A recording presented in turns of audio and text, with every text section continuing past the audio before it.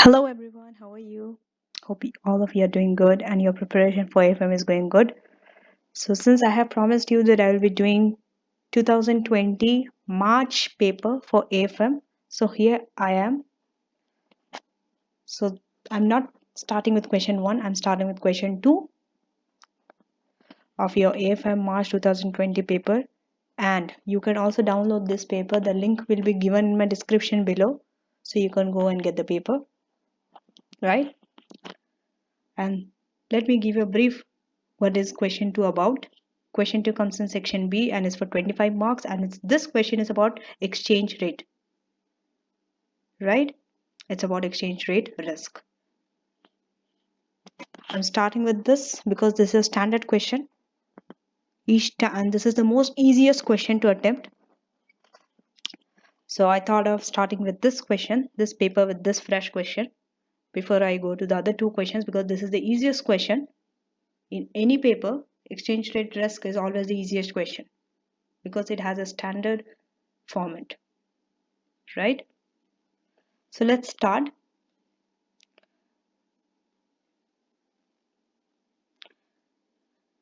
Let's start reading the background. Boland company is based in Eurozone and manufactures components from agricultural machinery. So it is based in Eurozone. Always underline where it is based, right? In this case, it is based in Eurozone so that you know what is the currency. It's always important that you highlight the country because you want to know the currency. What is their home currency? Okay, so the company is financed by a combination of debt and equity, having obtained a listing 5 years ago.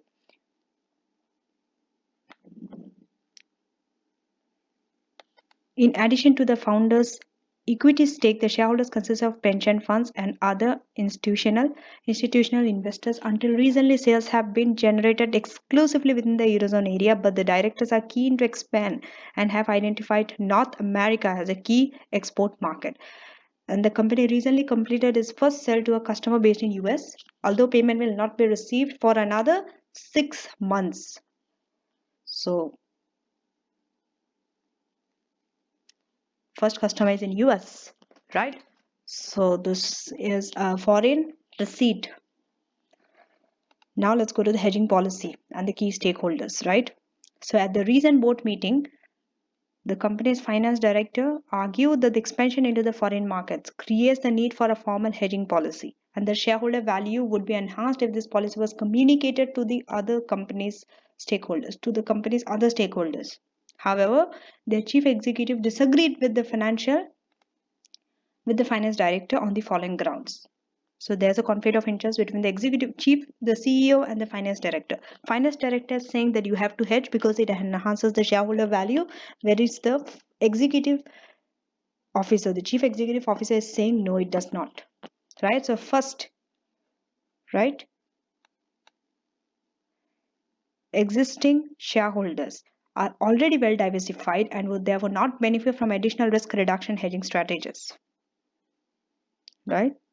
Second, there is no obvious benefit to shareholder value by communicating the hedging policy to other stakeholders such as debt providers, employees, customers, suppliers. You have been asked to provide a rationale for the finance director's comments in advance for the next board meeting. That means you have a requirement for this. So it's better you underline the whole thing. Right? From here till here. This whole thing, whole para is important. Let's go to the hedging products. Assume today's date is 1st March 2000, right? So today's date is 1st March 2000 and Bulletin Company is due to receive 18.6 US dollar, right? 8.6 million US dollar from American customer on 31st August. So 1st March to 31st August. March, April, May, June, July, August. It was 6 months, right? They're going to receive this much on this. That means 6 months, right? So let me write it.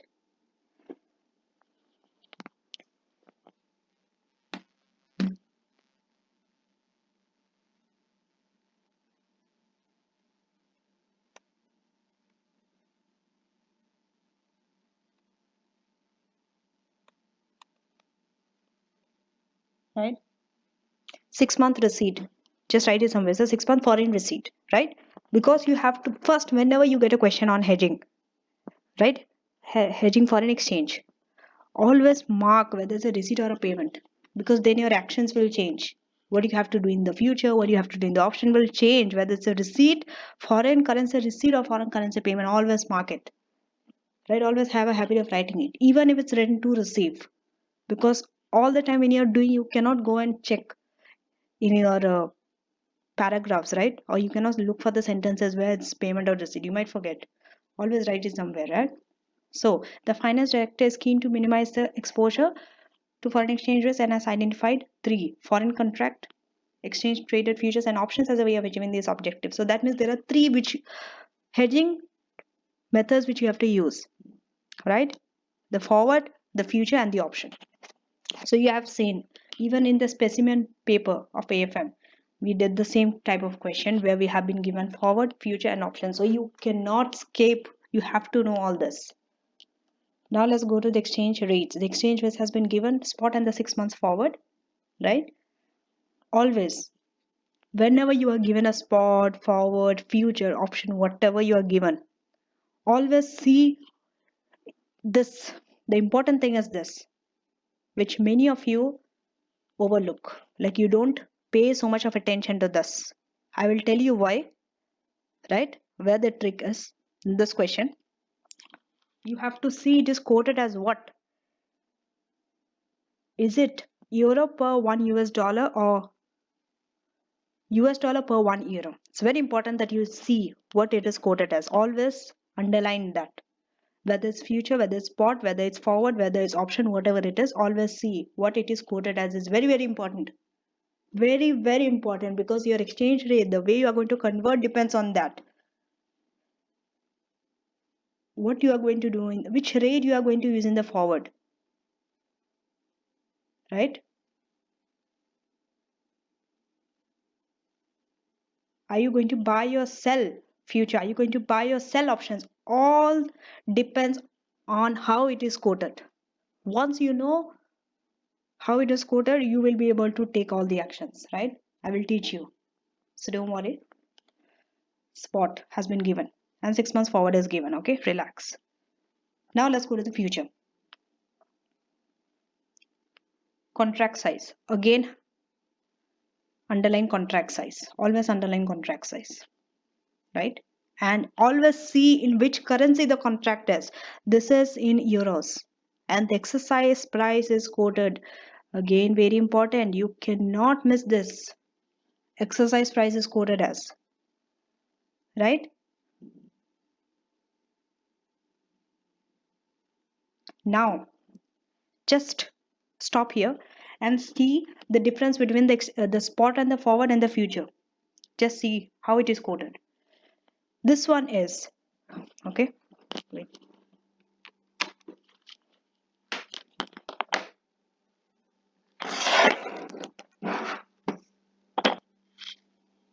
Right, so this one is quoted as euro per US dollar, right?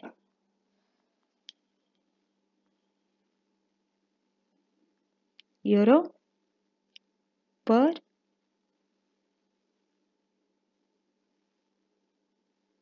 US dollar, right? Euro per US dollar. When you come to the future and see the exercise price, it is quoted as the other way.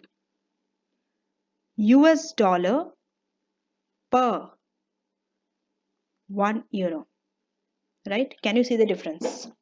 Now can you see the difference? Most of the time it will be quoted in the same way, but you cannot be so sure, you cannot guarantee that it will be quoted the same way only.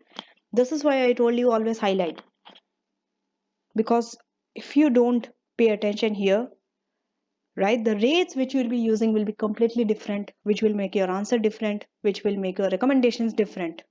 So you see in how many places you are going to lose marks just because you are not overlooking in this, right?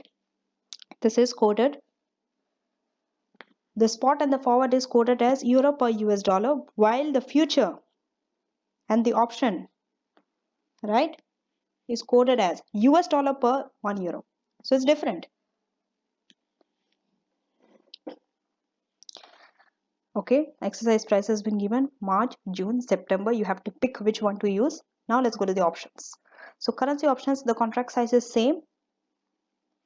Most of the time it will be same only, right? I have never seen where option contract size and future contract size is different. It's always the same. And the premium, always see the premium also, right? It is quoted as what? So premium is also quoted as US cents per 1 euro. Now call and put, you have to select which one you are going to choose, whether it's a call or whether it's a put, and which one, right? So that we'll do later. First let's read. Assume futures and option contracts mature at the month end that there is no basis risk. This line will always be given to you, right? Even if it's not given, you know that as the future expires or the option contract expire, there will be no basis risk. The basis risk will be zero. And the number of contracts to be used should be rounded down to the nearest whole number in calculations. Rounded down to the nearest whole number in calculations. Very important. Anyway, you have to round down, right? But he has given. If the full amount cannot be hedged, read this very properly. They have mentioned this. Even if they haven't mentioned, you have to do it, right? But the good thing is they have mentioned here. Every time they will not mention you, right? They will not mention every time. But still you have to do the same, whether they mention or not. So if the full amount cannot be hedged using an exact number of future or option contracts, right? Most of the time you will not get an exact number. If you're very lucky, you will get an exact number of future and option contracts. But most of the time it's not. So what you have to do, the balance is hedged using forward market, right? Even if they don't mention, even if they wouldn't have mentioned here, you still have to do. The balance has to be hedged using forward market. We all know that. Now let's go to the margin information. This is related to future. So once the position is open, the euro future contract outlined above will be marked to market on a daily basis. We all know that. The terms of the contract require the company to deposit an initial margin of 3,500 per contract. So initial margin of 3,500 per contract with the clearing house. Assume the maintenance margin is equivalent to the initial margin. So maintenance margin is the same as initial margin. The tick size on the contract is this, right? And your manager is concerned about the impact of an open future position on the company's cash flow and has asked you to calculate and explain the impact of the following hypothetical changes in the closing settlement prices in the first 3 days of the contract, right?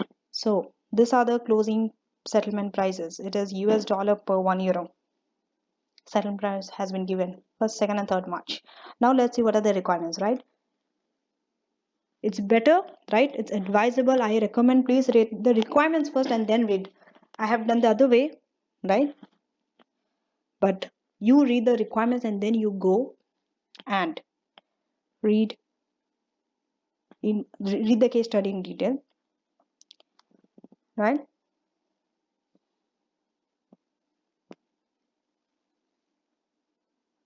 And one more thing I want to tell you here, one more tip I want to give here is, because I have done numbers of past papers, I have gone through and I've seen this pattern, like I've analyzed this pattern while I was doing past paper, not just for this paper. It is same for your SBR paper, your tax paper, except SBL, right? Except SBL, all the other papers, all the other P-level papers which I have attempted, AFM, ATX and SBR, they have this technique which makes your work a little easier. And the thing is this, that whenever you are given the requirement A, B and C, it follows an order. I mean to say is, if you see requirement A, if you just read, let's read what is the requirement A. Explain the rationale for the policy of hedging foreign exchange risk and the potential benefits to the shareholder value if that policy is effectively communicated to company's key stakeholders, right? So you have to explain the rationale for the policy of hedging. Rationale for the policy of hedging, one thing, and if the policy is effectively communicated, the potential benefits. So two things you have to do, and it's for 7 marks, right? Now let's read the second. First one, that is full theory, right? That you can do on your own, even if you haven't read the exhibit. I'm sorry, not exhibit, the case study. So this is the key. Always, that's why I tell you that read the requirements first. Maybe you don't need the case study. Maybe you don't have to uh, use anything from there, right? You can use from your theory or your knowledge. For example, theory questions. So it will save time, right? Suppose if I start reading requirements, I read requirement A, right? I can just start answering it rather than finding answers from the case study, right? Or otherwise, what I could do is I could just read that portion only which is relevant for requirement A. But before I go, first let me read requirement B and C so that you understand clearly what I meant. So let's read requirement B. Recommend a hedging strategy for the foreign currency receipt in 6 months' time based on the hedging choices for the finance directors considering. That means you have to recommend forward, future, or options. So recommend a hedging strategy. Support your recommendation with appropriate discussion and relevant calculations. So you also need, so calculation enough is not, it's not sufficient. You also need explanation, right? You need to discuss and see, calculate and explain. So calculate is one, explain is another thing. The impact of the open future position on the company's US dollar cash flow based on the settlement prices provided. So if you see A, B, and C, just see A, and let's go to the this in detail, right? If you see, you don't need all these parts to answer A. You just need this part, right? First part, like first para, whenever this para is given. This is just nothing but just the background of your case. Or it's an introduction to case, right? You don't need much. It's just it is setting a base for you to understand what is they are talking about. You will not need this piece of information in your answer, right? So background. They are talking that is based on Eurozone, how they are financed, right? That they want to export, right? Outside Eurozone, that's it. And they're not receiving a payment for 6 months, that's it. Now let's go hedging policy and key stakeholders. So where do you need information for requirement A? Only from this para. Only this para is important. A. That's why I'm writing A. Requirement A. So if you just read this para and just go to requirement A, you can answer it. You don't need all the other things. Because this is not calculation, so you don't need numbers. So you only need theory part. Right? You can just read it and answer. Right? You need it to answer. So only this much you need. So what you could do is when you are reading, just read this part and go to your recommend A and you can start answering. Rather than reading the whole case study and then answering. Because when you read whole case study, you forget. What you have read first, you will forget. You tend to forget. It's very time pressured paper. So many questions you have to do. And mind you, this is the second question, right? You will be attempting the first question. Most of you will be attempting the first question, which comes for 50 marks. So when you attend the first question, you will be spending most of your time in the first question. And what happens when you come to the second question? Half of your energy is always, right, is already gone in the first question. So when you come to the second question, you don't come fresh. Your mind is not fresh. So what happens when your mind is not fresh? When you read the whole thing, you will forget. That's what I used to do. I always used to follow this technique. Whether it's for my tax paper, whether it's for my SBR paper, whether it's for my AFM paper. And this, trust me, saved a lot of amount of my time rather than reading the whole thing and then finding again where to, which piece of information to take. So this makes your work very easy, which I have analyzed over the papers. I have seen this pattern when I was doing. So I come across this. So I thought of sharing this with you so that you can save your time. Except SBL, don't follow this for SBL because SBL is an integrated case study. It comes in any order, you have to answer in any order. So that's why I told except SBL. All the other papers, you can follow this technique. And the good thing is it follows an order. Like just see the requirement A, B, and C, right? So your A part, right? The piece of information which you need for your requirement A will come in the top, in the beginning part. B will come in somewhere middle, and your C part will come in the end. So you know which piece of information. Now let's go to B, right? B talks about recommend a hedging strategy. Very clear, very simple. You have to use only forward, options, and future and recommend. That's it. So where do you need this information? It starts from here. Hedging products. So, right?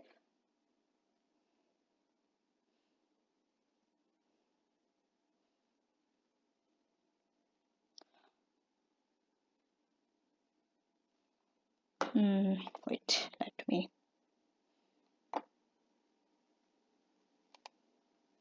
So from here to here, this comes for B, right? Older this much you need for your B, that's it. And finally, let's go to C. C is talking about the margin account, right? Your open future position. So you only need this piece of information. C. There are three separate headings, and the three separate headings are for three different requirements in question 2. First is A. Just see the order. It is placed also in that order. That A comes first, B comes second, and C comes. Even in your requirement, you will see A, B, and C. So that you don't have to jump. You don't have to jump up and down, right? That A is from here, B is there, C is there. It's in order. The way your requirement questions are, even your text, even your case has been given presented to you like that. So you can exactly pick from that piece of information only. You only read that and write your answer. But if you want to read the whole thing also, you can read. There is no harm in that, right? I'm not saying that this is the only way you have to follow. No, I'm not recommending such things. But if you think that you want to read the whole thing to be 100% sure that you're not missing out on anything, you can do that, right? Whatever you do, it's fine as long as you are saving your time, right? Because time management is very important, and I always believe time management is the key to pass any paper. No technique is going to help you. Only time management is going to help you, right? Doesn't matter how much you know. It only matters how much you can write in that time, because your aim is to finish the whole paper. That's it, right? If even if you miss some points here and there, it's still fine. But if you're trying to perfect on something and not able to finish the whole paper, your time management is poor, then I'm sorry, that's not an effective strategy to follow, right? So that's why I tell you that AFM is not very tough if you know the right strategy. If you have the right strategy in your place, right in your hand, and you know how to apply them at the correct time, AFM is not very difficult, right? The only thing which makes AFM difficult is AFM is, it has a lot of technical stuff. You have to go through all this technical stuff, right? You cannot use your common sense like that without knowing how option works, how future works, how you have to know the hard way out of it. You have to do the calculations by yourself. Several times you have to do many different types of questions, right? So that is the only hard thing in AFM, and also it has so much of things, like so much of technical things. The syllabus is very big. That's all. That only makes it hard, because you have to work hard, right? That anyway you have to work in any paper. So don't think that AFM is tough, tough, tough, right? Most of the people fail in AFM thinking AFM is tough. Actually, AFM is not tough, right? So that is only in your thinking. When you change your thinking, you work better, you work faster, and ultimately you pass. So don't worry too much about this, right? Still time is there, right?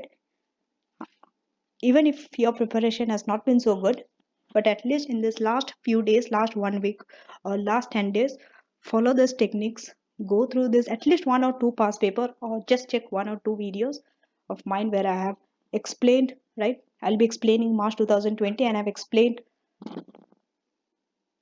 the specimen paper of AFM. So go through this two paper and see how I have applied the techniques, and And if you work it correctly, you shall pass, right? Nothing can stop from passing.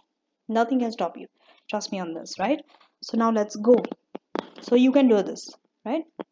When I get a paper, I just see which one is important for A. I only read and I apply. Then when I'm doing B, I only look at the information which I need for B. I don't look here and there. And when I go for C, I know the remaining piece of information is for C.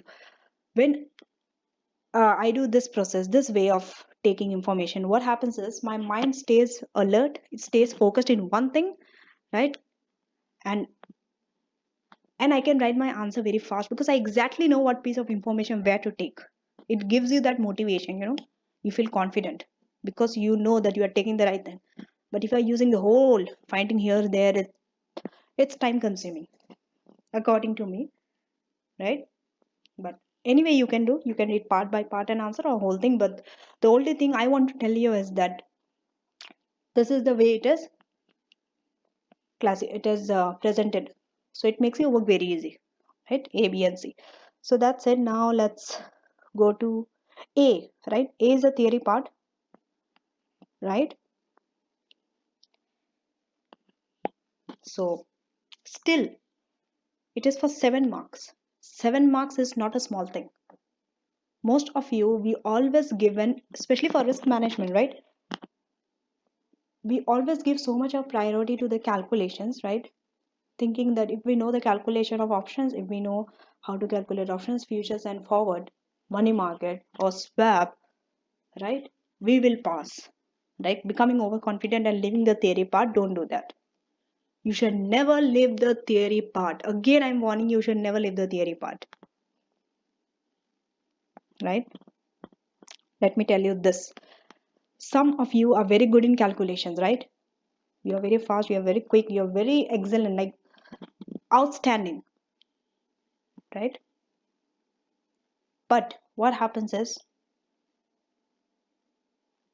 in the exam day, anything can happen, right? But that's why I always tell that you should never be dependent on one skill, one side of your skill. You may be very good. Some of you might be the other way. You might be very good in theory, but not good in numbers.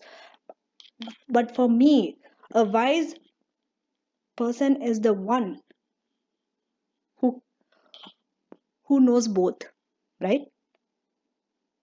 You might not be perfect 100% good in both the things, right? But at least you should know both, so that if suppose in the exam day, even if you know the calculations, let me tell you, most of the people, the brightest people, they're very good in calculations, but on the exam day, they are not able to perform to their highest potential, right? It happens to many, it happened to me also. They are not able to perform to the highest this thing. What happens? Their number part, where they have the strength, their strength is the numbers, right? So they are not able to perform, and they have never learned theory, they are not good with that also. And finally the result, everyone knows the result, it's predicted, right? But what happens is I always go prepared for both the sides, numbers and this thing. So if I am not able to solve in one thing, at least I can score marks in the other part, right? And keep myself safe. Remember, this exam is not to get 100. This exam is only you want to get 50. You just have to pick up the marks from anywhere. You don't know from which side, right? You should be prepared to handle both theory and number. It's, that's it I want to tell. You have to be good in both your numbers and your theory part. You cannot skip one and say that I will pass this paper because I'm very good in numbers, or I will pass without numbers because I'm very good in theory. No, don't. That's overconfident. That's going to kill you. Never do that. Never do that in any paper. You always have to go prepared, right? You will not be 100% good, right? So if you're good in numbers, if you're very good in numbers, what you have to do is you don't have to focus in numbers because you're naturally good at it. You have to focus on your weak side.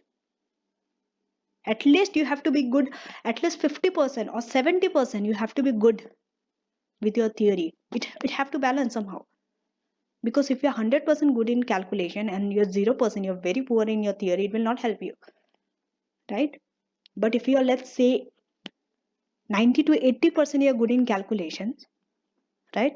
And you are 60 to 50% good in theory, that's a very good thing, right? So you don't have to be so good. Understanding what I mean to say? But at least you have to reach some standard. You have to be an average or a little better than average, but you should not be too weak on any of this side, either the number or the theory. You have to work on your weak side. I'm telling you all this now because this is your time for preparation. This is your last few days which you don't want to waste, and you should not waste studying your knowledge, going through the knowledge, studying textbook. This is the time you should more focus on your techniques, on your weak side. You should not focus on your strength. Trust me. What happens is most of us, we become so comfortable. We always keep practicing numbers because we are very good. We keep liking it, right? But we keep on delaying a theory, or if we don't like numbers, we keep on doing theory only, which is not good. You have to focus on a weak side more. That is where most of you make a mistake. You should not focus on your strength, you should focus on a weak side, right? And what really matters, right, what really makes you pass in the exam is how you tackle your weaknesses, not how good you are with your strength, right? Your weakness is the one who is going to help you in the exam, not your strength. So that's why you have to work on your weakness. If you are improving your weaknesses, you shall have no fear. You will not be fearing anything.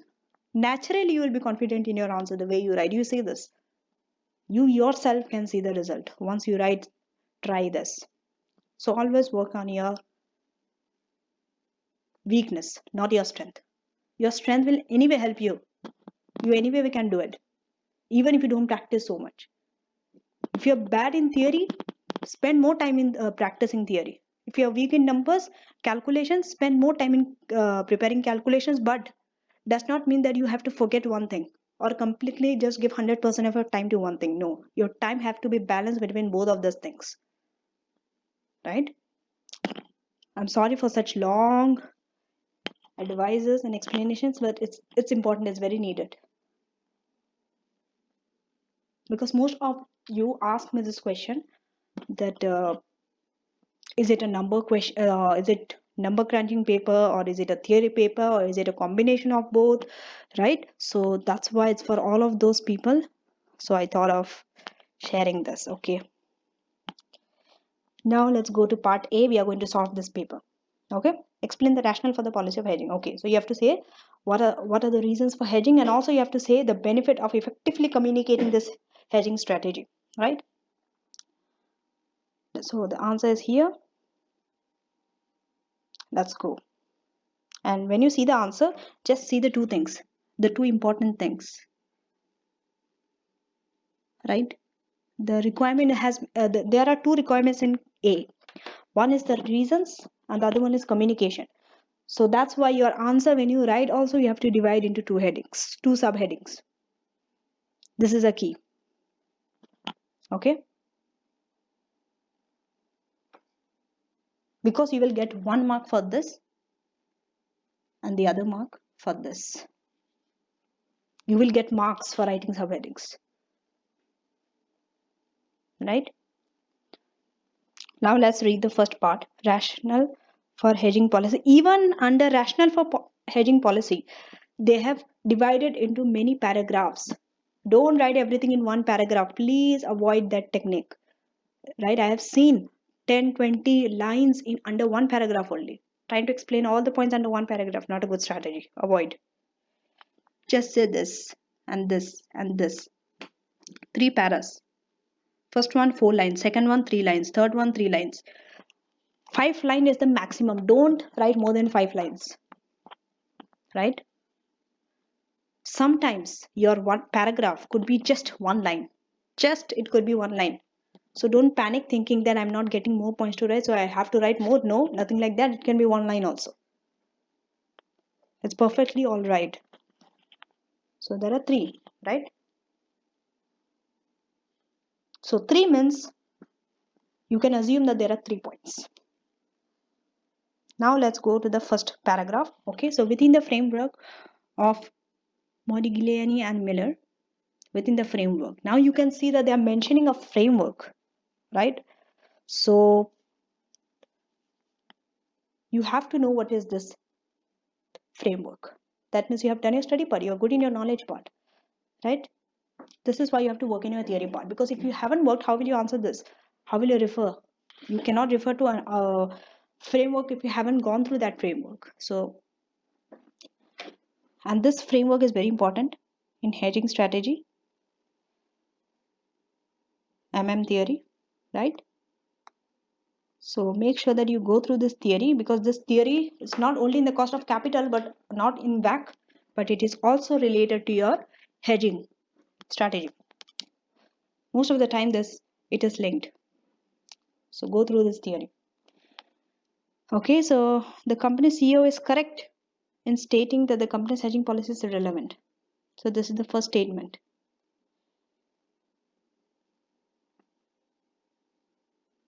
Hedging irrelevant.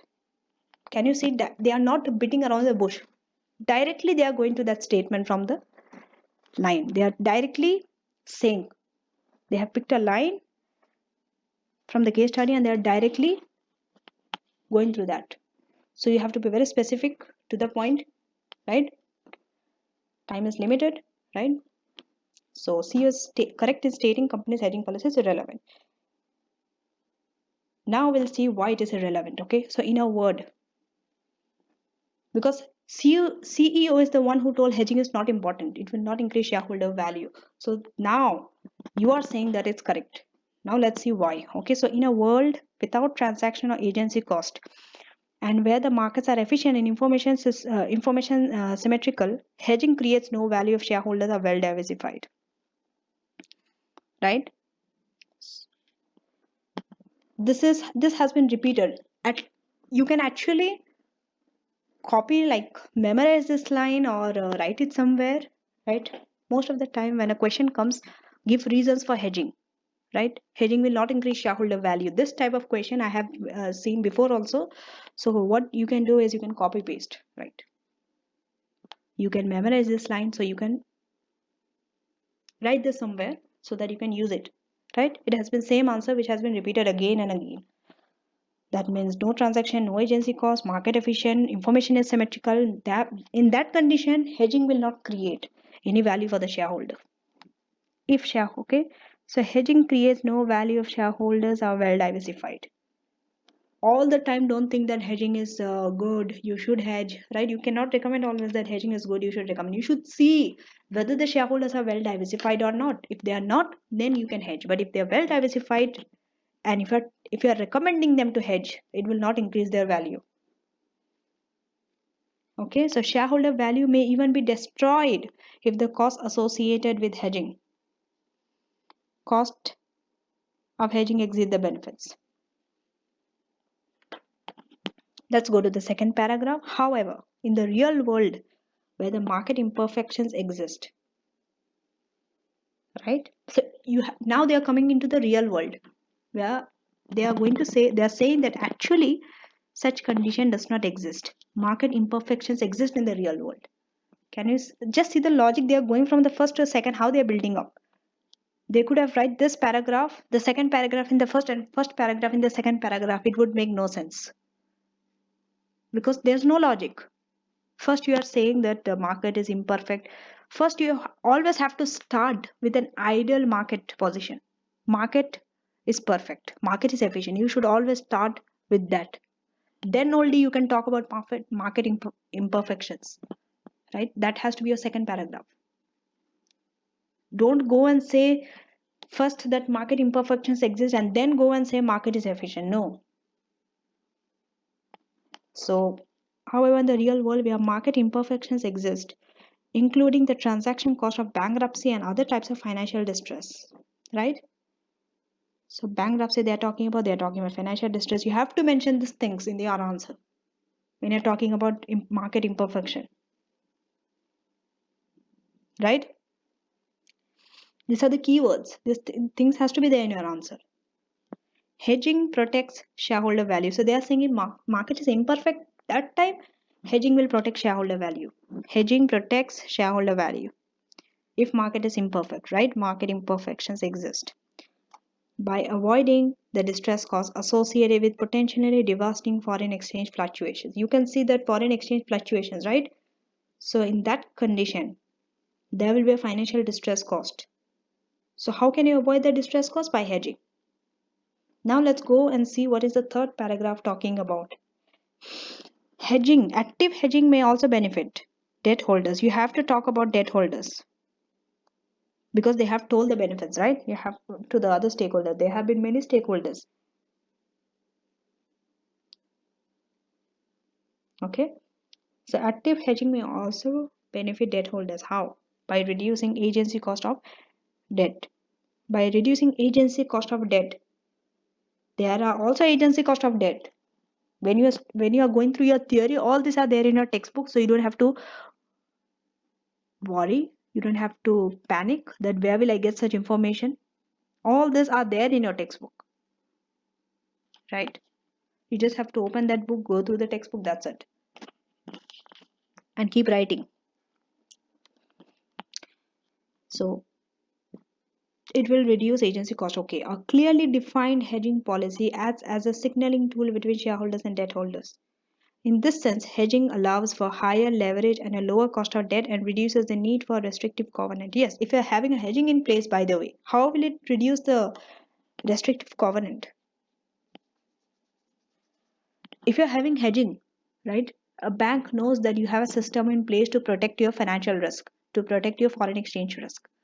So in this condition, the bank is now facing a lower risk, right? The lender will have a lower risk of lending you all, right? So in that sense,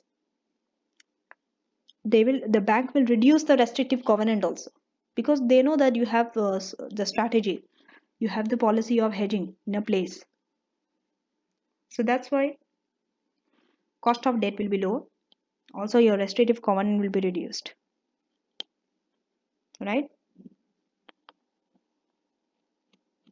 So all these things are the reasons for hedging policy, right? They're saying why you need to hedge. What are the reasons? Now let's go to the second part of this requirement, which is talking about why you have to communicate. What are the benefits of communicating, right? Communication of policy with stakeholders.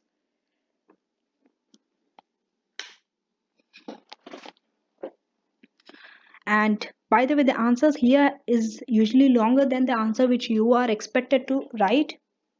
So don't worry. But the keywords I'm underlining in between that you have to mention in your answer. So just go through those. Okay. Okay. So even when I'm reading the first paragraph under the communication, even when foreign exchange risks are hedged, the funding of variation, margin, payment, or exchange traded futures can create financial distress.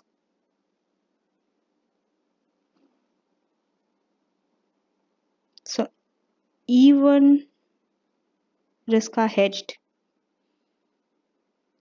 right? Variation margin on future can create financial distress, right? Why? Because when you're hedging, you have to use future, right? And when you're using future for hedging, you have seen that the future needs a variation margin.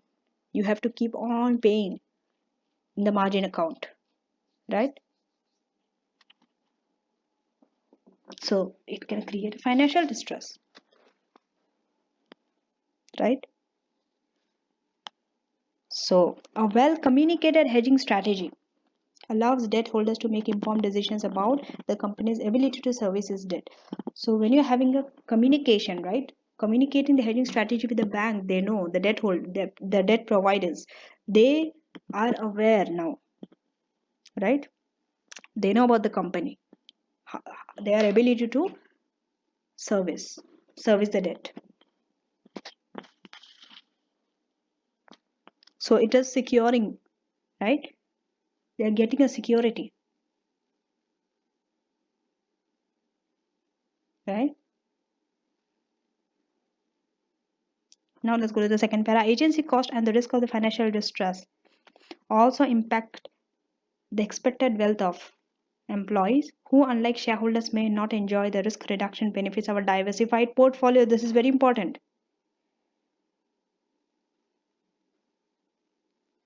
Impact employees. How? Not. See, shareholders, they can reduce the risk, right? Okay, they enjoy the risk reduction because they have a diversified portfolio. But can employees do that? Employees, they cannot diversify their portfolio. So therefore, they cannot enjoy the risk reduction, right?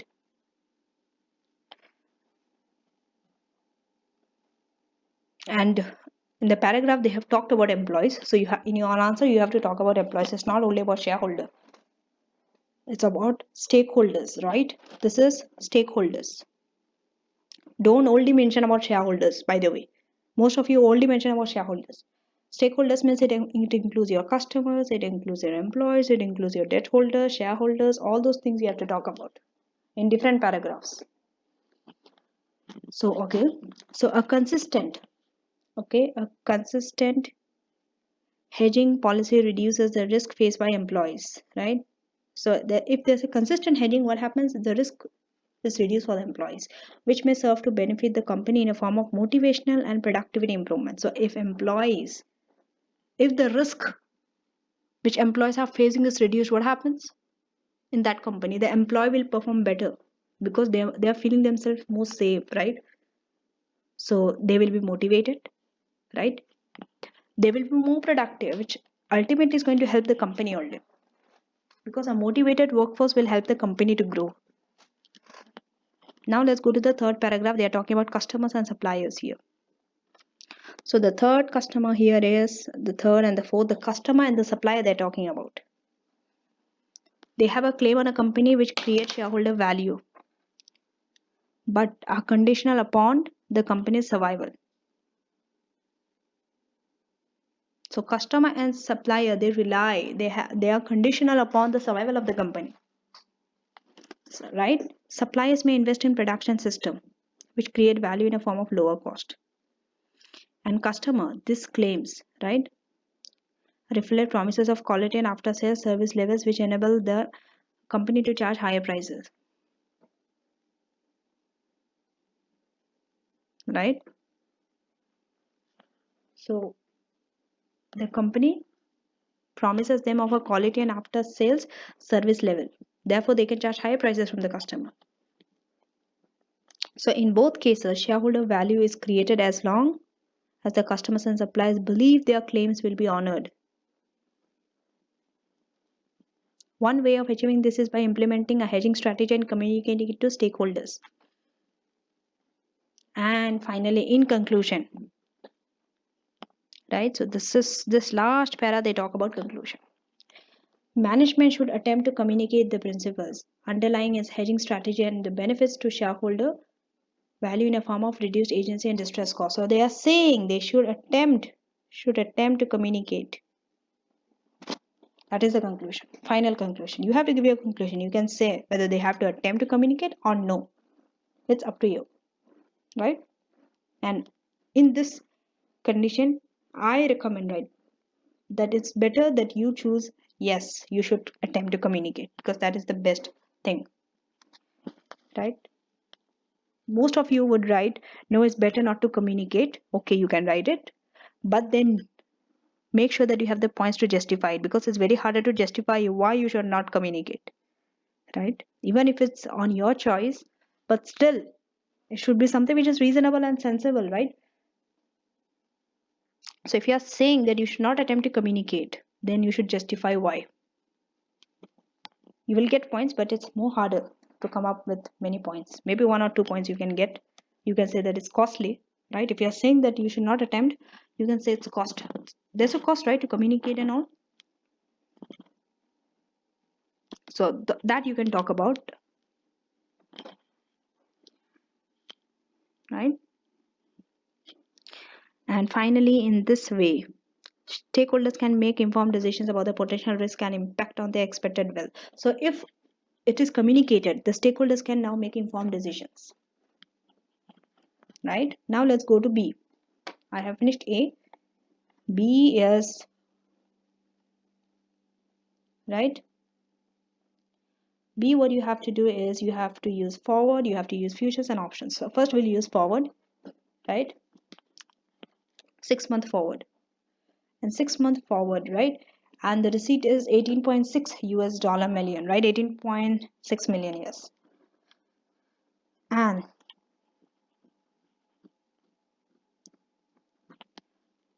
this is quoted as euro per US dollar, right? 6 month forward. Now you tell me which forward are we using first? We are using this, or are we using this 0.8729 or 0.8744?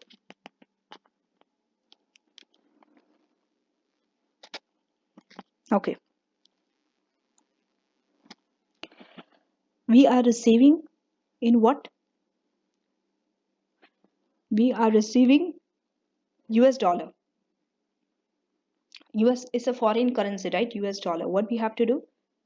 We have to sell. Whenever we are receiving, we have to sell the foreign currency. And whenever we have to pay in foreign currency, we have to buy. So this is a receipt, right?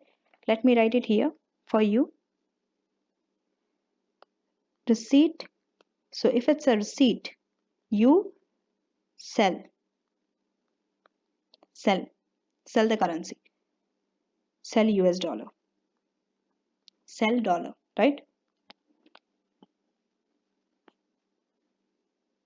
So whenever you now you have chosen the decision. Okay, this is number one decision, right? This is the way you have to go. First you have to see receipt or payment. Receipt, right? So sell. Second thing you have to see is this thing. What? How is it quoted? How is it quoted is very important. You cannot miss it, because now you need, at this step you need the quoted. Now it is quoted as euro per US dollar, right? It is priced in dollars, right? So it's very easy. That means you are selling US dollar. So you're dealing in US dollar. It's very easy now. Since this is quoted as US dollar, right? This one, check the, right?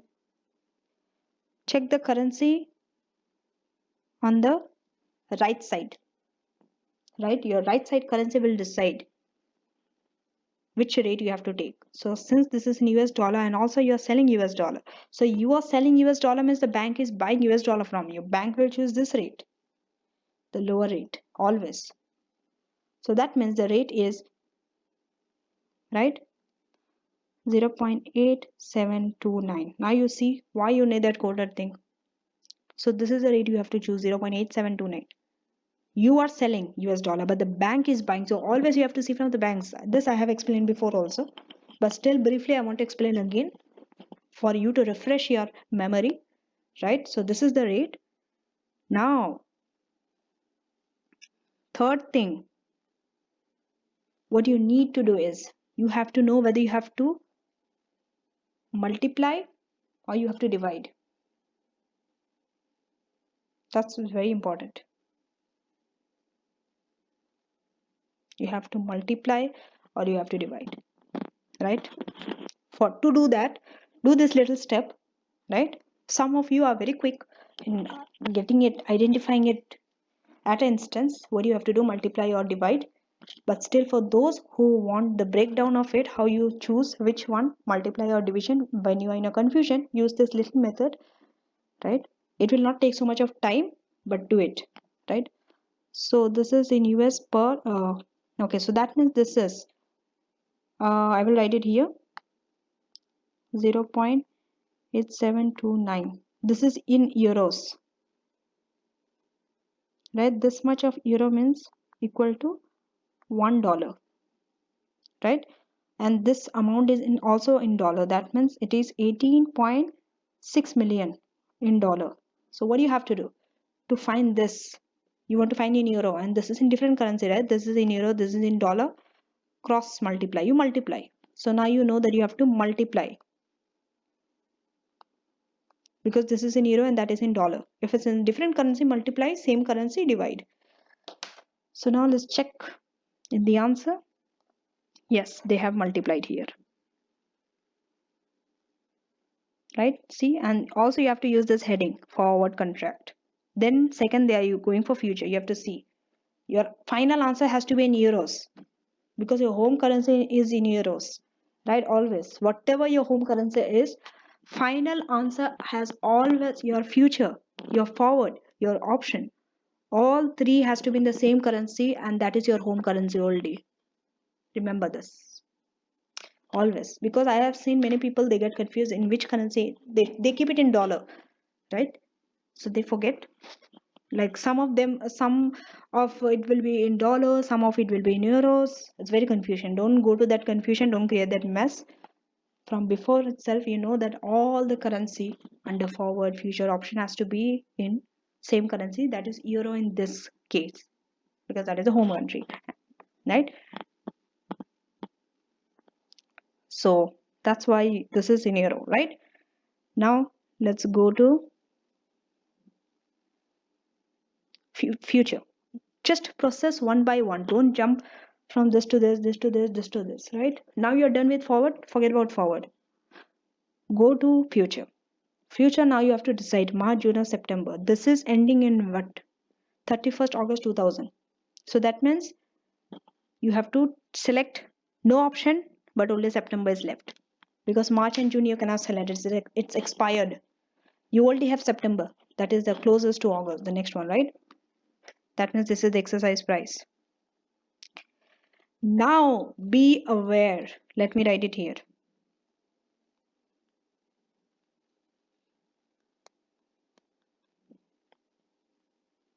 This is quoted as US dollar per euro, not euro per US dollar. This you need to change. You cannot put this 1.1422 and calculate your futures and all. You cannot work it out like that.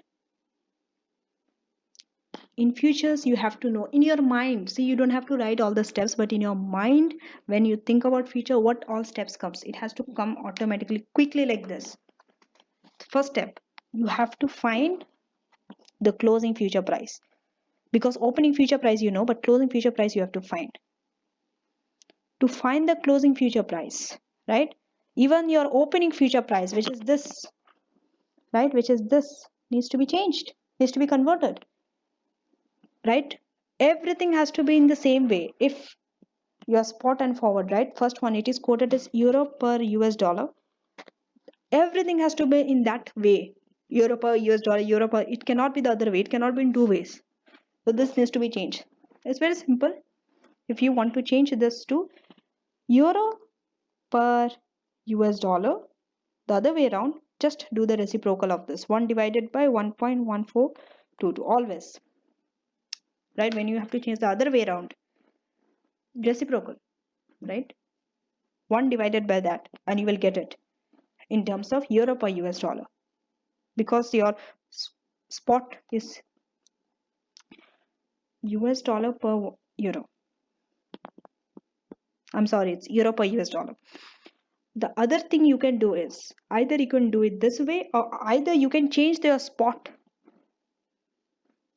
right?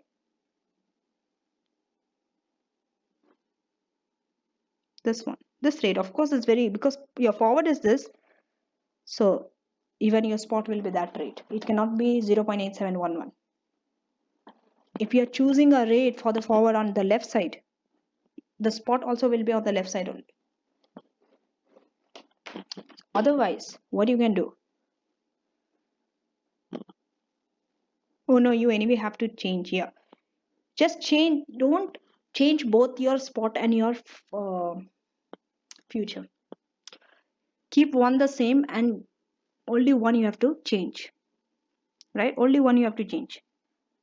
So now let's go to the answer and see how it is presented.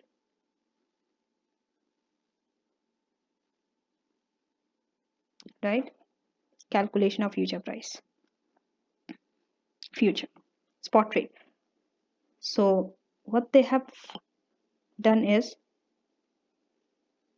right, you have to change the spot. It's easier to change the spot and keep the future in there.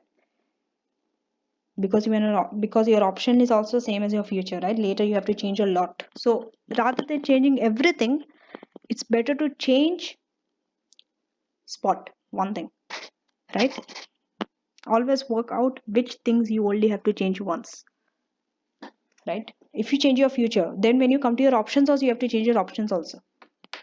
So rather than doing all those work, it becomes very tiring and very confusing. Just change the spot. So don't do this. Do this. 1 divided by 0.8707. Let's go and see. You need the spot, by the way. You need the spot because your future, right? Your spot minus your future will tell you your closing future price. So spot rate, right? The first is spot rate. Always first is spot rate, right?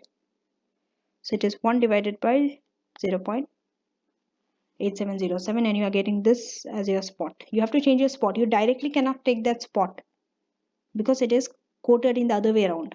Now let's go to the future. So your future is this, your opening future price. So your opening, your spot minus your opening future, right? Into 1 over 7. Why 1 over 7? It has been for 6 months, right? From March to August, 6 months. But you are taking a September, right?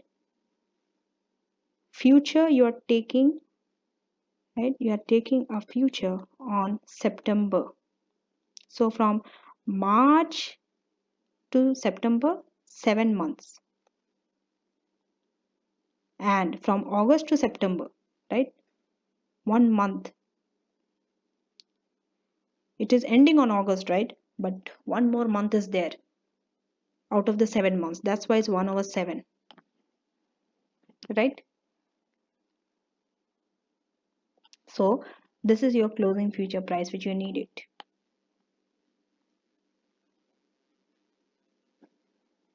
Okay. And there is the second method, or using futures. So there is a second method of doing it. If you want me, I will explain that also to you, so that whoever feels comfortable in the second method can do the second method, whoever feels comfortable in the first method can do the first method. But I prefer the first method, right? That's easy also, because spot minus future, because we have been learning this.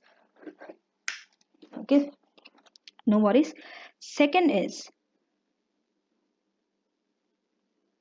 right, they have been using the June future, right? The June future also they are taking 1.449, right? So they are taking the June future. Let's say June comes here, right? So what they are doing is they are taking this,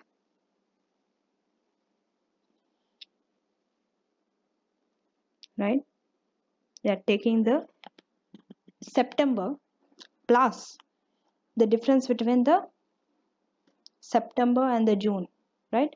This 1.1449 is for the June and the other one is for the September,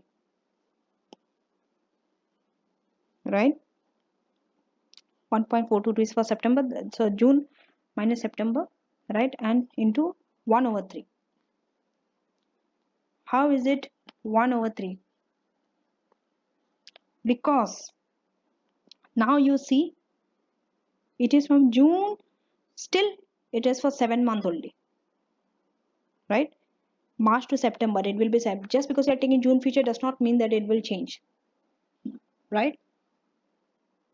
No, it will change. I'm sorry, it will change. Now it's not September, now it's June. So it's March to June. Let me write here. March to June. How many months? 6 months. Out of the 6 months, right? It is expiring on August, right? So March, April, May, June, July, August, right?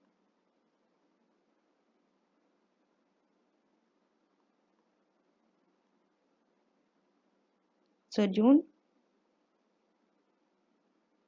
So June, yeah, June. So it is ending in August, right? August. So from June to August, July, August, 2 months are there. So out of 6, there are 2 months. Because it is June, right? So July, August. So 2 months. So just simplify this. 2 over 6 becomes 1 over 3. That's why this is 1 over 3. But still I prefer the first method, is a little bit easier. Second method is a little confusing, right? Just use any of one of them. You don't have to use both the method. This is just for showing you. Anyway, the answer which you will get is the same only using any of the method. Now let's go to the number of contracts. So expected receipt. Receipt is 18.6 million divided by the future, the closing future, 1.1431, and you are getting in euros, right? Then number of contract. Okay, that divided by 200,000 because 200,000 contracts. So 81.4. So it is 81 contracts. You have to round down, not round up, right? Not 82 but 81. And when you see that the amount under hedged needs to be hedged at forward because they have clearly mentioned. So amount under hedged, we'll see how, right? So total amount which needs to be hedged is 18.6, right? Minus this 81 contracts into 200 because 200 contracts into the future price, the closing future price. It needs to be converted to dollar. Why dollar? Why dollar? You are multiplying it by the future at the end to find it in dollar because this is in dollar. First you need to find the difference in dollar, then only you can convert using forward rate, right? So this amount is under hedged. Okay, less amount has been hedged in the future because it was 81.4, but we are taking a lesser contract, right? Less than 81 point. Whenever you are taking a, it's very easy that it's under hedged. Whenever you are taking a contract which is less than that amount, it's less than 81.481, that means there's an amount under hedged, right? So that balance needs to be hedged using forward. Again this rate only, right? Same rate only, you're not using different rate. Only first time you have to decide which rate to take. After that your works become very easy. Second time you don't have to do that. You know which rate to take. Now let's go to the outcome, right? Outcome means using future and forward. Okay, so this is your future, right? 81 into 200,000. You're not multiplying by your future. Why? Because you only need in euro. That's it. And forward is this. So add both, right? You need to add both. Why? Understand the logic behind this. I will also tell you the logic so that you know why it is added, because there are many times you will see it is subtracted also. So you need to clearly know why it is added here. First of all, this is a foreign currency receipt, right? When a receipt is under hedged, receipt under hedged, add. Whenever receipt is under hedged using future, add. and and when a receipt is over hedged, right, using future, you minus, right? So write this somewhere, make a note of this, right? For payment it will be different. It is the opposite of receipt only. Now let's go to the options, right? Options always I choose to do at the end because it has a lot of work to do. You have to calculate number of contracts, you have to calculate premium. Here the work is easy because it's just one exercise price. Otherwise, okay, now the trick, the tough part comes is call or put. Which you want, you have to take. You have to take a call or a put. To answer this, see whether it's a foreign currency receipt or a payment. This is a foreign currency receipt. When it's a foreign currency receipt, automatically call receipt. Let me write it next to it so that you remember this always. Receipt call, receipt call. Payment put, payment put. Which one? March, June or September? September. Exercise price is this. and this is your premium 0.77, right? 0.77 divide by 100 will be your premium. Now let's go to the option. So September euro call options, right? Now number of contract, so you are dividing it by the exercise price and you are getting a number of contract. When you get, again you are getting 81 contract even under option, so it makes your work a little easier. Also premium, when you have to multiply, it is 81 contract, number of contract is 200, multiply by this you will get by, because it was 0.77, right? So 0.77 divide by 100. Always whenever you are giving a premium, let me tell you this, whenever you are giving this premium on this table, divide that by 100 when you multiply by number of contract, right? So this is your premium, it's in dollar. Always premium translate at spot, always, right? Always premium needs to be translated at spot. This I have explained before also, but now I am asking why is that you have to translate using spot.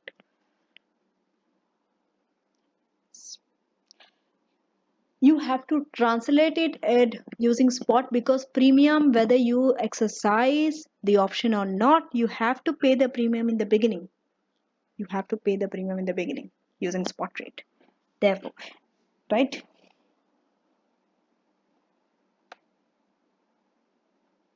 So therefore premium needs to be calculated at spot, and it is a multiplication. Why? This is euro per US dollar and this one is dollar. That means this is euro, so different currency multiply. But now you have seen that this is a different rate. Which spot rate to take? This needs to be calculated again. You cannot use the same spot rate. This is a payment. Premium is a payment. Before we were calculating spot from the point of a receipt. Now it's a payment. You have to pay in US dollar. If you have to pay in US dollar means what? You have to buy US dollar. You are buying US dollar means bank is selling you US dollar. Bank will sell you at a high rate. Bank will sell at this rate. This is your premium spot. So therefore, I always tell you, when you calculate premium, check the spot again. You cannot use 0.8707, the same spot which we have calculated for future, which we have used for future, because that is a receipt. Premium is a payment. So you multiply and you are getting it in. Make sure that it's in euro. Your premium also has to be in euro, the home country. Everything has to be in euro finally at the end. Now, here also clearly you can say that amount is under hedged because again 81 contracts. It's no hard work. So same thing you apply, 81 into 200 multiplied by exercise price and you are getting this. So this again you multiply by the forward rate because you are hedging what? Using forward, right? And to use forward you can use the same forward rate 0.8729 only. So now you have got this in euro. Everything is in euro settled. Now let's go to the option and see.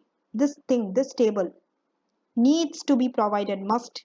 Finally, what you have done till now, the summary of this needs to be provided. And it's a must, you cannot avoid it. Just because you have separately given your answer as premium or this or that, still you need to present. Okay, so this is how you have to do 81 into 200, right? In euro. You have to deduct your premium. Premium is minus. It's a payment, right? And forward market again, it's under hedged. You need to add. Finally, this is your amount. If you want, you can make a summary. If you don't want, it's fine, but you have to see. Okay, let me take all the amount and check which one is giving you. Now, finally, recommendation. Always write this subheading, recommendation, and then under this you write. what's your recommendation into different paragraphs, right? Just because it's a recommendation, don't write one line. You need to explain your recommendations, justify. So this is a foreign currency receipt. So that means when you hedge, you have to see which one is giving you the highest receipt, and when it's for a payment, the lowest payment, highest receipt. So highest receipt is giving you, okay, option is 16,178. Future is 16,271. It's even better. And forward is 16,235. That means you see that the future is giving you the highest amount. Highest is future. And lowest, if you see lowest, right, lowest receipt is option. So if you see the highest receipt you are getting under future, lowest receipt you are getting under options. And forward is in between. Now let's see what is the recommendation. And make sure whenever you write a recommendation, even your recommendation sounds like this, your recommendation is also very similar to this. So you can even learn some of the sentences the way they write, right? Memorize it the way they write. Now let's read. Okay. The forward and future contract. Fixed exchange rate with the future contract generating a slightly higher euro receipt. Right? Future is slightly higher. If you see the difference, is not so much of difference. Very slight difference. Right? Compared to forward. However, the future contract is exposed to basis risk and is marked to market daily. Now you see, first you are saying that future is giving you the highest, right? Most of you think, right? I'm giving this I'm pointing this mistakes of other students so that you don't make the same mistake, right? You don't fall into that majority trap. Therefore, I need to clear this here and here itself, right?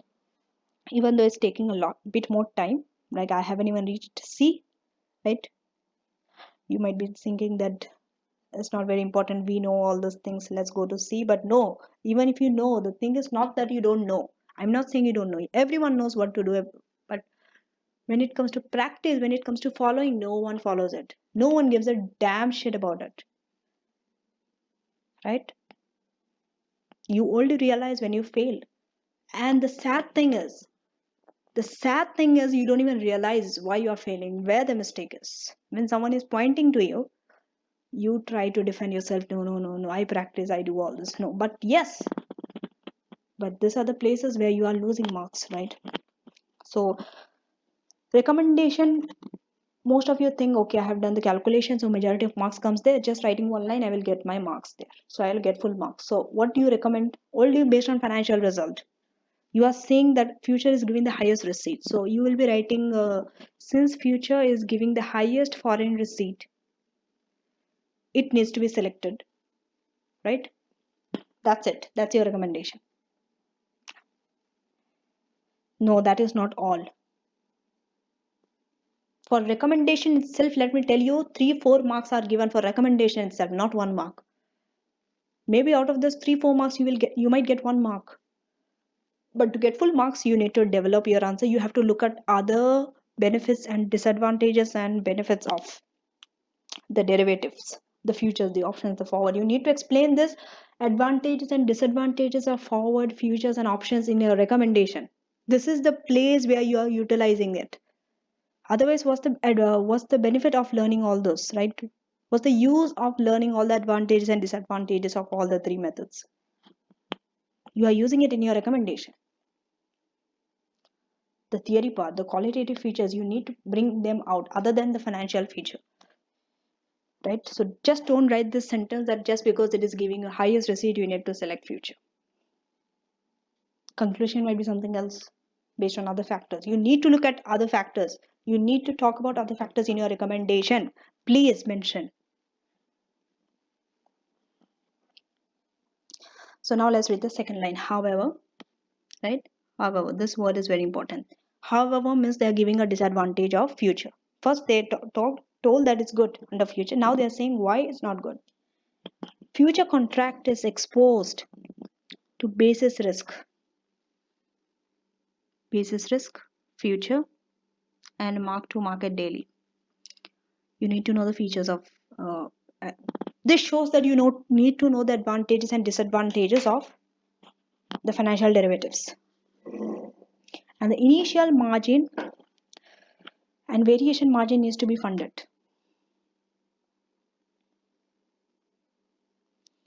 and would impact cash flow in the short term. Right? Now let's go to the second. Right? The option outcome of this, they are even mentioning, okay, it's always good to mention a number, put numbers, to use numbers in your recommendations.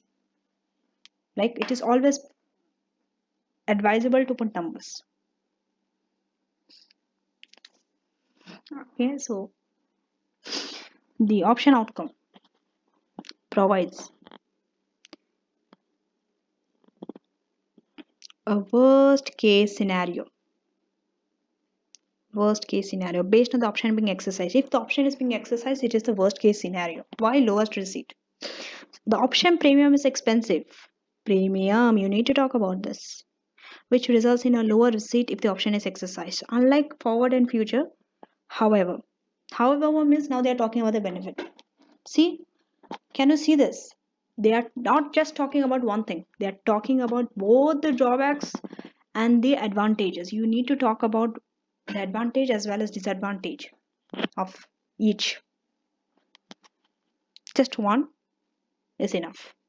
You don't have to write list of advantages and disadvantages. That's not what has been asked you to do, right?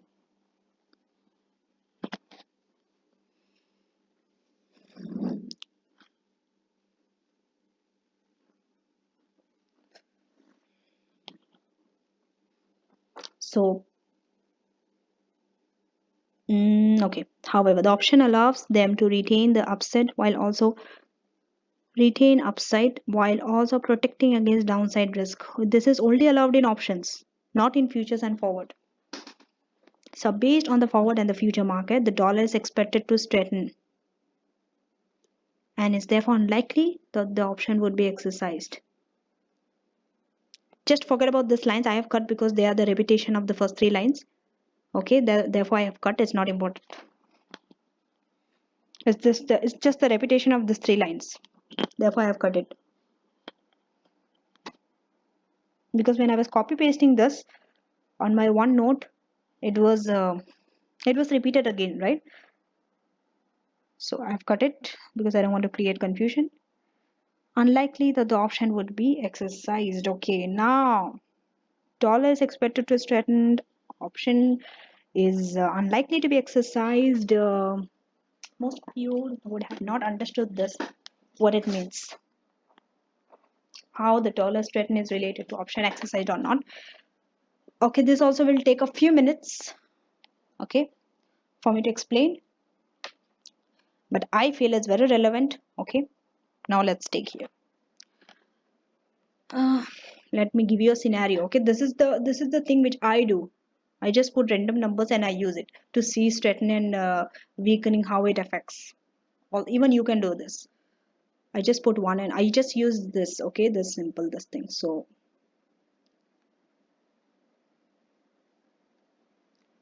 1 euro is equals to $2. Now 1 euro is equals to $1. What's happening to euro?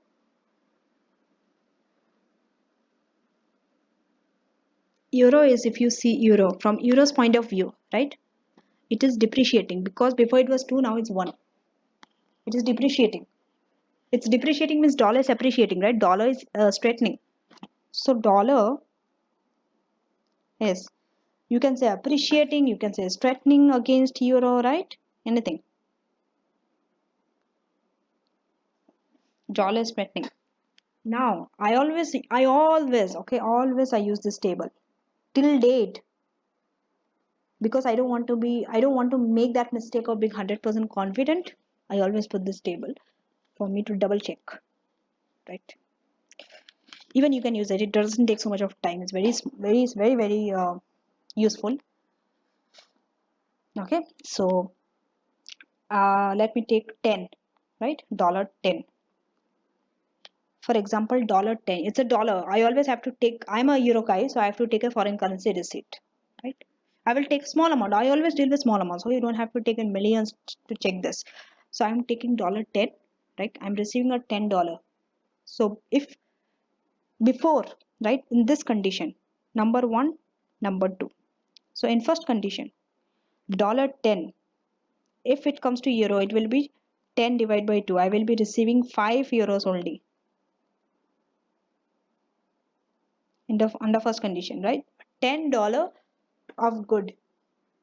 I will, when I convert to euros, I will be getting only 5 in the first condition. In the second condition, the 10 will be 10 only because 1 is to 1. So 10 euros. Right? 10 divided by 1. So 10 euros. So you see which condition is better, 1 or 2? 2 is better, no? I am receiving a higher receipt. Second condition is better. That means appreciating, strengthening of dollar is good. Right? Strengthening of dollar is good for me. So if a dollar is strengthening, what happens? Should I hedge or not? No need to hedge, no, because anyway the condition is improving. Why should I hedge? I should only hedge when exchange rate is going against me. When suppose this 2, right? This 2 becomes 3 or 4. Then only I have to hedge. Then I should think about hedging it because I'm going to receive a lower receipt. Now, I don't have to hedge. If I want, I have that option also of not hedging. Right? That is also mentioned in this answer. Let's go through this. So therefore, if the dollar is strengthening, that means going from 2 to 1. Why should you exercise the option? Anyway, it's improving, no? Because if you exercise the option, you have to pay the premium also, right? And you are receiving a lower receipt. So therefore, they are saying that if dollar is expected to strengthen, option is unlikely it will be exercised. That's what it means. And final, this is your conclusion, your main recommendation after all these evaluations. Okay, so the final hedging choice depends on the both attitude to risk. You can add this line somewhere because this line has been even in specimen 1 when we have been doing, we have come across a similar situation and this line was there. You can see that video also. Final hedging choice depends on whom? Both attitude to risk. Always write this kind of sentences. Okay. However, assuming there is a no default risk associated with the forward contract, right? No default, assuming. So you have to make some assumptions, right? Because you know that forward contract has the highest default risk, right? So assuming there is no default risk associated with forward contract, this may be the best choice under the circumstances. So you see they are favoring forward over future, even if future is giving the highest receipt. The difference between forward and future is very minute, very slight difference, not very big. If it was a very big difference, yes, it would make sense to say future is a good option, right? Because future also has other risk, no? Forward does not have those risks. Forward is simple, right?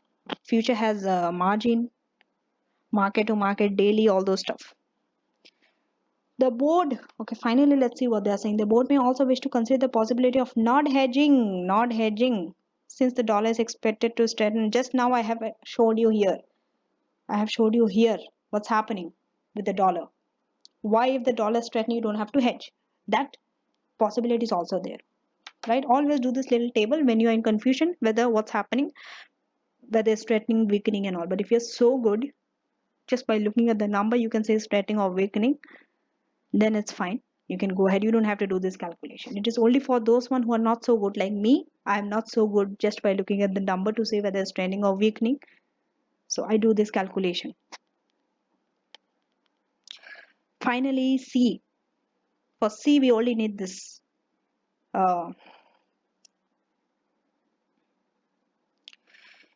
Okay. So what is the initial margin is 3,500 per contract. What is the contract? 81 contracts are there. Right? So that's why this is 81 because 81 contract. So this is your initial margin, right? First March.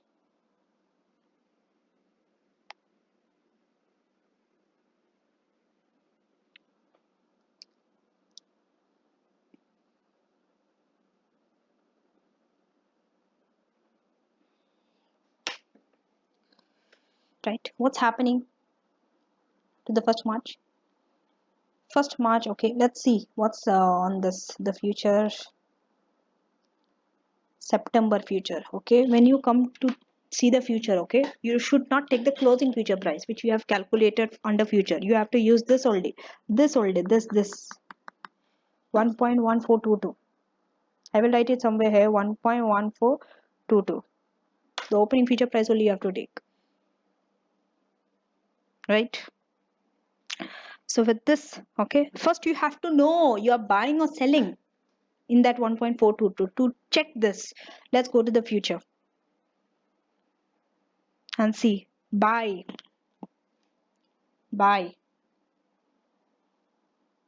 you are buying, right? So you are buying future at that price. So you are buying, selling. Just see what's happening. You are buying at a higher price, selling at a lower price. It's a loss. And what's happening the second day? Second day the price is increasing. That means you are, if the price is increasing, you are selling at a higher price. It's good. So that means you are making a profit. And on the third day, it's increasing from this to this. Again, it's a profit. Price is increasing means you are having a profit.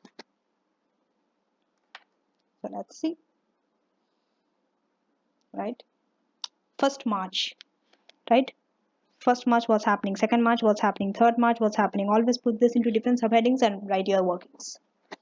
So first March you see this minus this, right? It has been reduced from 1.422 to 1.1410. That divided by 0.0001, 0.0001. Why divide by 0001? To get a profit or loss, you have to divide this by 0.001 because the tick size of the contract is 0.001. Whenever you have to get a profit or a loss under future, right, you have to divide this by that and multiply by 20 and 81 is contract size, number of contract. And how you got the 20? It's very simple. Tick size is 0.0001, okay, and number of the contract size is 200,000. So it is 200,000 multiplied by 0.0001 and you will get 20. This is, they haven't showed that how they have got 20. They have directly put 20, but you can show it. It's better to show it, right? So it's that, therefore this is 20, right? 20, right? So first it will be a loss. You have to clearly mention whether it's a loss or not, or it's a profit. Don't just put number and keep it blank. You should write loss or a profit, like how they have written here, loss. Then maintenance margin is 100% of initial margin. That means therefore the variation margin is this only. This loss will be the margin. It has gone to a loss. So if it falls below this 19440, then you have to have a variation margin. Now second March what's happening is the price has increased to 1.1418 from 1.4 from the previous day, from 1st March, that is 1.1410. Again you have to divide by this, again multiply by 20 and 81. This time it's a profit. And here also the same, it will be a profit only, right? Since you are not having a loss, your balance is not going lower than 19440, and the other 2 consecutive days it has been profit, therefore you don't have to make any variation margin.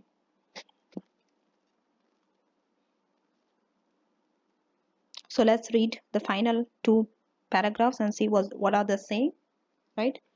In order to reduce the counterparty risk, the company deposits the initial margin of 283,500 to reduce counterparty risk. They deposit initial margin. Initial margin is this. Okay, with the clearing house, when the further position is opened, the notional profit or loss at each day's closing settlement price is added to or subtracted from the margin account balance. From this 283,500, right? From this 283,500, if it's a loss, it will be minus, subtracted, and if it's a profit, it will be added. Okay, you need to talk about it too. You need to write what will happen if it's a profit, what will happen if it's a loss and all, right? So profit or loss added or subtracted from margin account balance. Okay, if the margin account balance falls below the level of the maintenance margin, margin balance falls below the level of maintenance margin, they are required to deposit additional funds to top up the margin account. Okay, deposit additional funds to top up the margin account. All these are there in your theory board, right? Margin account when you're studying. And finally,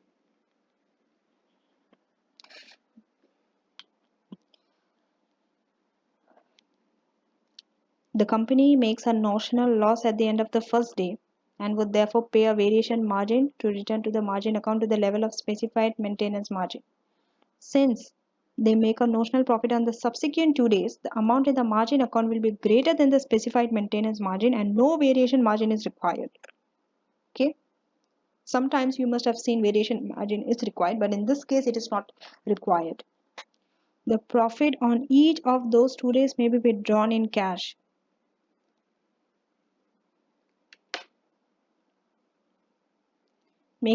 Write this heading, right? Marking to market. Always write the formula. Initial margin is, okay, so is equal to maintenance margin. Sure. This, and it is equal to, and they have wrote the formula also. Don't just write the final answer, show all your workings in steps, write proper heading, proper subheadings. So that's it. I have finished question 2, right? The required time for 2 and 3 is 45. 25, sorry, I'm sorry, 25 into 1.8, which is 45 minutes, right? 45 minutes, but I have exceeded that time because I have stopped and I was explaining a lot today, because this will be the last paper which I'll be doing for this December session. I will not be doing any more paper because we don't have much time to go through more papers. And also the other 2 parts of this video will be coming soon. I will be discussing question 1 and question 3. And I hope that this video is useful to you, right? You will find it useful. Please follow the small techniques, whatever I have discovered in hedging strategy and all. And one more announcement I want to make at this point is that on 1st of December, I will be coming live, right? The date and the timing and all I will give you in due date, right? I'll be giving you the times and all. So make sure that all of you who are watching this video join my live, and you can ask me any questions regarding your exams, regarding your ACCA. My preference will be most for the SBL, AFM, ATX and SBR, right? Because since I have not done advanced performance management and advanced audit and assurance, right? So I will make sure that I can answer most of your questions, but if I cannot, then please you have to excuse me for that, because I have not done that syllabus. But still, if you want me to talk about APM and AAA, the AAA, you can submit your questions or you can comment below beforehand so that I come prepared, right? I do my own research and come up with an answer, right? So that you get more clarity on the issue, you get more, so your doubts can be cleared and you are not left without any doubt, right? And I request all of you to forward my message to let all the people know that a live will be going on 1st of December, where I'll be discussing and all the issues, all the things which is needed, things to avoid, things you have to do, things you should know beforehand, the strategy, the knowledge part where you have to focus more, right? And also your questions. Your questions are welcomed. All your questions, I will try to answer the maximum questions possible during that time. So please make the best use of this. Make sure that you join the video and you come prepared with your questions. And thanks for watching this video. And don't forget to subscribe to my channel, like, comment, and share this with your friends. And may all of you pass this exam. Wish all of you best of luck. And wait till my next video comes out. Thank you.